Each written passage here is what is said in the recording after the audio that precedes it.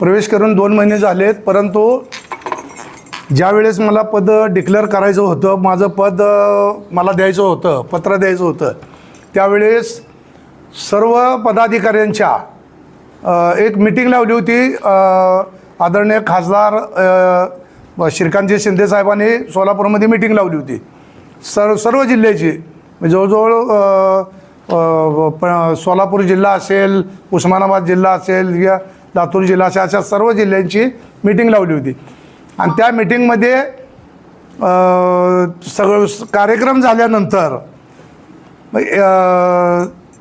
श्रीकांतजी शिंदे साहेबांनी पूर्ण बॉडी ही बरखास्त केली, पूर्ण बॉडी बरखास्त केली सोलापूर जिल्ह्याची.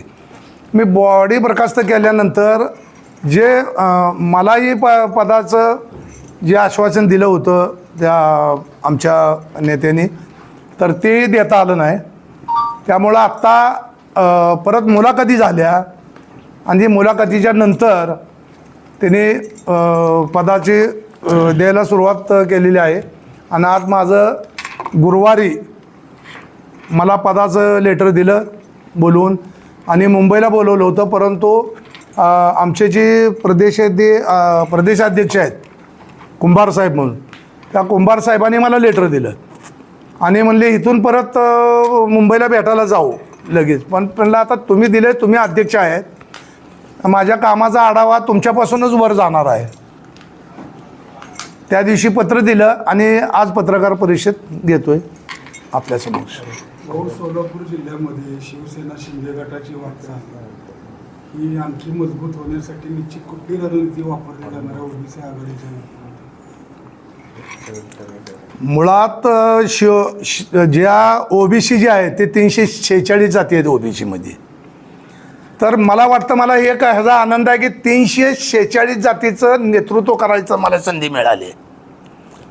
या सर्व आणि या सर्व यातल्या जे येईल ते आपल्याबरोबर, एकही घटक असा वंचित राहू नये आणि राहणार नाही, ह्याची जबाबदारी माझी.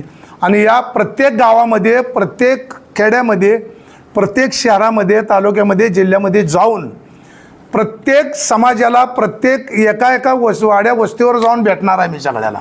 आणि सर्वांना एकनाथजी शिंदे साहेबांनी जे आजपर्यंत योजना राबवल्या आहेत, जी काम केलं आहे लोकहिताचं, या सर्व योजना ह्या लोकांपर्यंत पोचवून त्यांना आमच्या ओबीसीमध्ये, शिवसेनेमध्ये कसे आकर्षित होतील ह्याच्याकडे माझं लक्ष असणार आहे.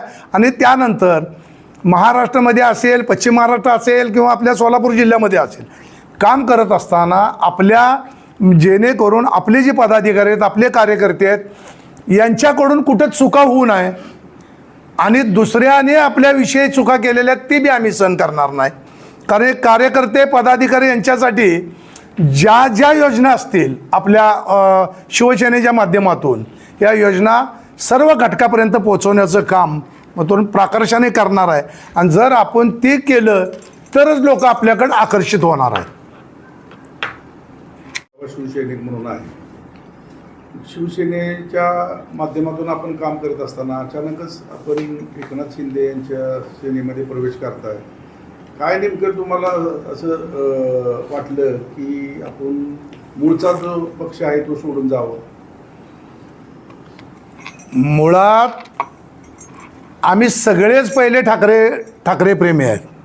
आम्ही पहिले 1986 पासून मी पहिली शाखा ज्या वेळेस आम्ही काढली त्यावेळेस आमचे सर्व संघटनी, त्यामुळे स्वर्गीय संजय गोडके असतील, हरिभाऊ पवार असतील, सुधीर शेंबडे असतील, भास्कर साळुंके असतील, असे अनेक लोक अनेक लोकांचं नाव त्यात सांगता येईल.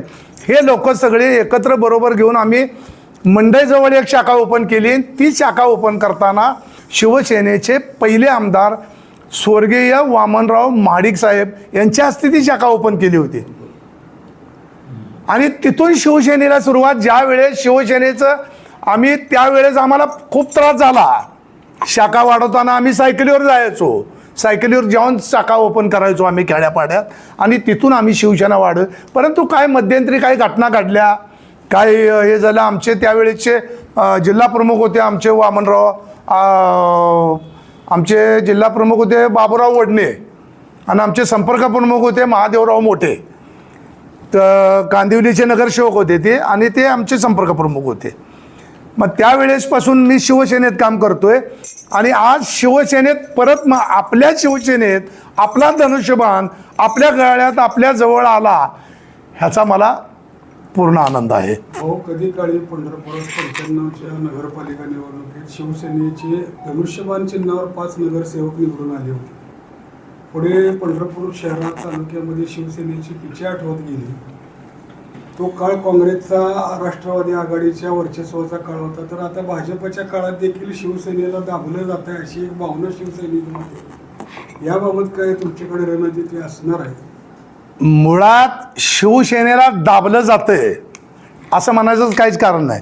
कारण शिवसेनेचं सध्याचं काम म्हणजे आमच्या आदरणीय एकनाथजी शिंदे साहेबांच्या नेतृत्वाखाली, त्यांच्या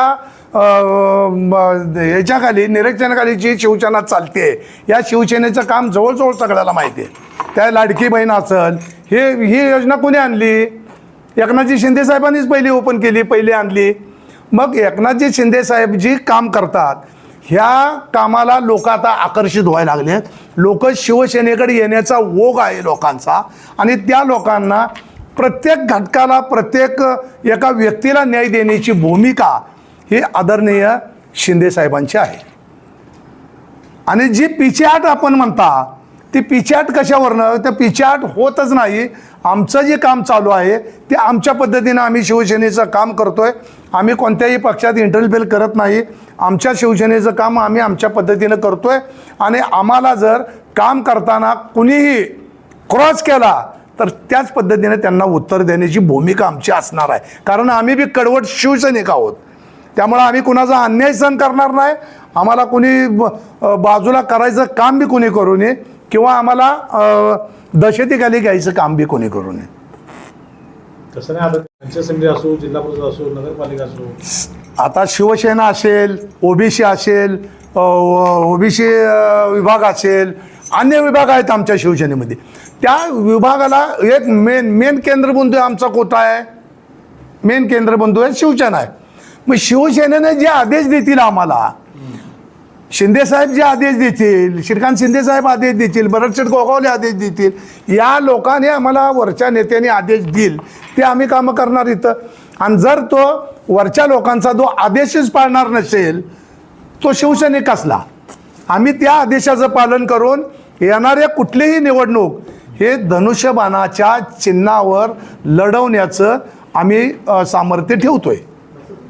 भाऊ, मागील काही वर्ष तुम्ही प्रश्न चांगला विचारला आहे की ते ओबीसी समाजाला विशेष घटकाकडून दाबलं जातंय, हे नाकारतच नाही आणि नाकारता येणार नाही. पण ओबीसी समाजाला मी एकत्र एवढ्यासाठी करायला लागलोय. ओबीसीत आता मराठा समाज बी आहे, 346 जाती आहेत त्या, आणि मराठा समाजात कुणबी हे पण त्यामध्ये आहेत. मग जे घटक आमच्या सोबत येतील त्या घटकांचं संरक्षण करणं सर्वस्वी आमची जबाबदारी आहे. त्यात आमचं काही झालं तरी या लोकांना परक करणार नाही, या लोकांना बाजूला करणार नाही, आणि या लोकांना कोणाच्याही दहशतीखाली वावरण्याचा असा काही कारण नाही. ओबीसी पारंपरिक व्यवसाय करणारे समाज आहेत. तेली समाज असेल, वाणी समाज असेल, कुंभार समाज असेल, किंवा इतर जे समाज घटक ओबीसी गणले जातात, त्यांचा कासार समाज असेल, हे पारंपरिक व्यवसाय करणारे समाज म्हणून ओळखले जातात. हे राजकारणाच्या मुख्य प्रवाहापासून दूर राहत आलेले अल्पसंख्य असल्यामुळे त्याबाबत काय तुमच्याकडे धोरण आहे का? मुळात मी आत्ता शिवसेनेमध्ये प्रवेश केला आहे, आणि शिवसेनेमध्ये प्रवेश करून मला आत्ता ओबीसीचं पद बहाल झाले. आता यापुढं या सर्व आपल्या ज्या सूचना आहेत ह्या सूचनाचं सर्व ही करून आपण आदरणीय एकनाथजी शिंदे साहेबाच्या समोर ह्या सगळ्या व्यथा मांडणार आहेत. या सगळ्या समाजाच्या एकत्र, या सगळ्या समाजाची ओबीसीच्या जे मेन घटक आहेत, जे व्यावसायिक आहेत, ह्यांची सर्वांची बैठक शिंदे साहेबांच्या बरोबर लावायचा प्रयत्न आम्ही करू आणि यांना न्याय देण्याचा प्रयत्न करू. महत्त्वाचा आत्ताचा पक्ष सत्तेतला आहे. सत्तेतला पक्ष भाजप आणि शिवसेना मिळून तुम्ही काम करताय. पालकमंत्री भाजपचे, ते एकाधिकारशाहीचं सगळं त्यांचं कारभार सुरू आहे. यात्रा तोंडावर असून सुद्धा ते साधी वारकरी प्रतिनिधी, सामाजिक कार्यकर्ते, नगरसेवकांची मिटिंगसुद्धा घ्यायला तयार नाही. ही जी वर्षानुवर्षाची परंपरा असते, यात्रेपूर्वी बाबा स्थानिक प्रश्न काय आहेत त्या लोकांना बोलवून प्रश्न समजून घेऊन त्याच्यावर उपाययोजना करायची पद्धत आहे. ती साधी मिटिंगसुद्धा घेत नाहीत. मुंबईत सोलापुरात बसून इथली यात्रेची संदर्भातली सगळी सूत्र हलवत आहे. तर तुम्ही तुमच्या सत्तेतल्या बरोबरच्या भागीदारी पक्षाबरोबरच्या मंत्र्यांना सांगणार का किंवा भाग पाडणार का त्यांना, किंवा यात्रेच्या पूर्वी बैठक तातडीने घेणं गरजेचं आहे? पालकमंत्र्याला सांगणे इतके आपण मोठे नाहीत, पण पक्षाच्या वतीनं त्यांना एक निवेदन देणार आहे आणि त्यांना मागणी करणार आहे की पंढरपूरमध्ये ज्या आषाढी वारीच्या वेळेस जे आढावा बैठक म्हणून जे लावली जाते, मग त्या आढावा बैठक असेल, पंढरपूरच्या व्यावसायिकांच्या असेल, सामाजिक कार्यकर्ते असतील, वारकरी बांधव असतील, वारकरी समाज असेल, या सर्वांची एक बैठक प्रत्येक आषाढी वारीला लागते.